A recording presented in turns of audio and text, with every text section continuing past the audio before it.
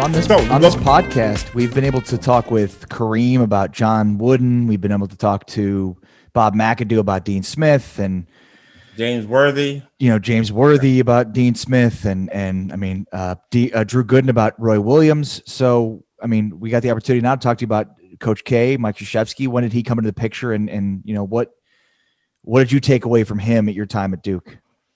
So I'll give you the backstory how I got to Duke. Number one, I did not want to go to Duke. And my perception of Duke was what everyone else's perception of Duke. Coach K's arrogant. I don't like how they play, blah, blah, blah.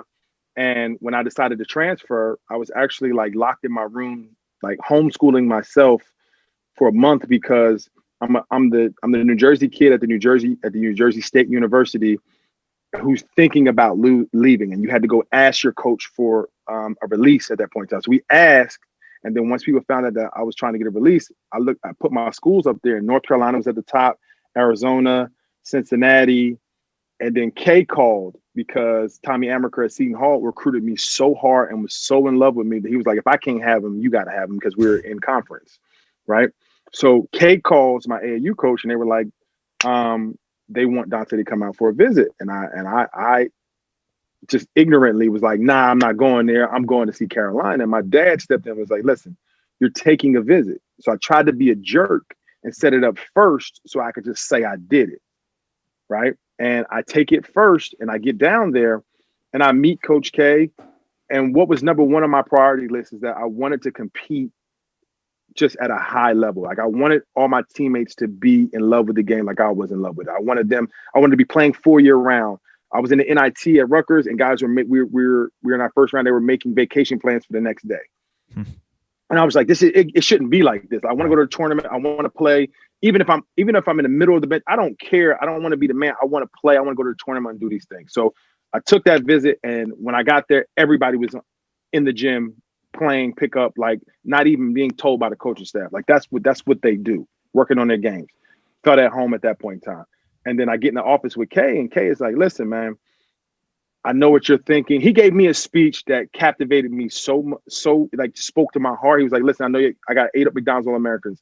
I know you think that you won't play. If you earn it, you will get time. That's all I wanted, the opportunity to compete for a spot. And when he said I would have that opportunity, he sold me right then. I basically told my mom to just ship my stuff down because this is where I'm going to school. I didn't take my other visits. Wow. And he was an amazing influence. What were some of the other things that he talked to you about?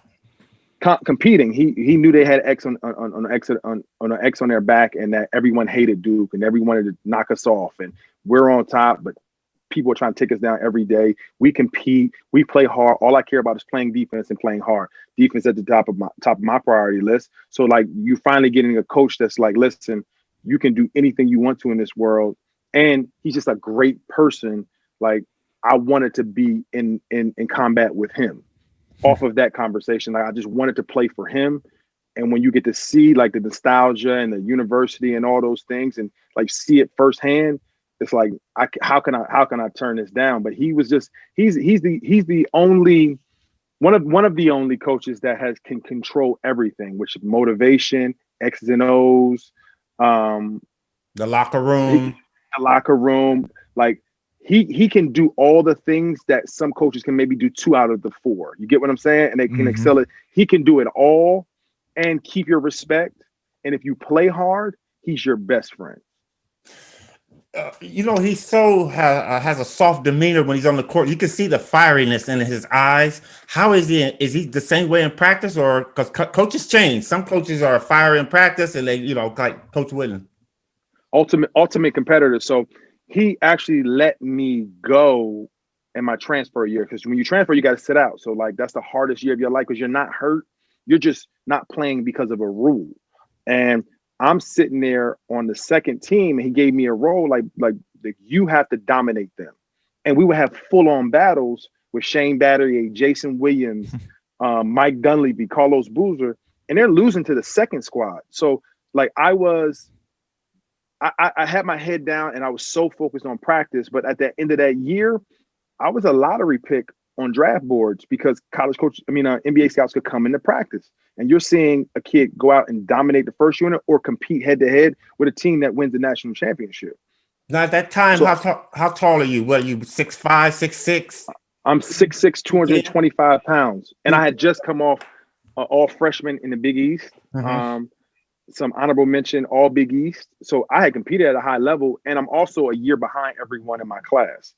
I graduated as a 17-year-old senior, started as a 17-year-old freshman. Like, Wow. so I got to catch up to everyone else, but also play at a place where my strengths came in and helped me out a lot. Defense and playing hard. That's all he cares about, and the ability to learn and just soak up knowledge. And I had the perfect teacher to just teach me how to be a professional and to teach me how to play the game of basketball, because I think that's an underrated skill. Kids don't learn how to play the game within the game. Do you think Coach K helped you with the media process? Because again, Duke being a national team, a lot of players coming out of college can't handle the media well. How does he treat you guys toward that? Well, I think yes, he enables us to teaches us how to deal with the media, how to answer questions. We had a staff that would help us in that capacity. But being on TV every night, the culture shock of the media is nothing at that point in time. If you're on ESPN every night, like 90% of your games are, then you just get accumulated to it, and you start absorbing all that pressure rather than running from it. So it's not like when you're on ESPN, oh my God, now I'm tense, I got to play hard now. No, it's just a part of our DNA. We get everyone's best shot. We're going to be on TV. This is the standard of how you go about doing your business. So, did you win a national championship? So we won a national championship my redshirt year, and in his book he wrote about how I helped that team win a national championship. He'd have to. I'm guarding Shane Battier, probably the national player of the year, every day in practice, and he had to take me off of Shane because, like, I'm physical, I'm competitive, too hard. I'm getting all my energy out. These are my games. This is how I'm approaching it. These are my games, and he's in practice preparing for games. I'm full-fledged going at him. So he had to take me off of him because you're frustrating a guy that has to give me something tomorrow. And it just pushed both of us to be better, just to compete at a high level. Shane is one of the greatest teammates, but a hell of a competitor. And we just had these battles that he didn't have to do that much coaching. He just had to let his horses play and get each other back and better.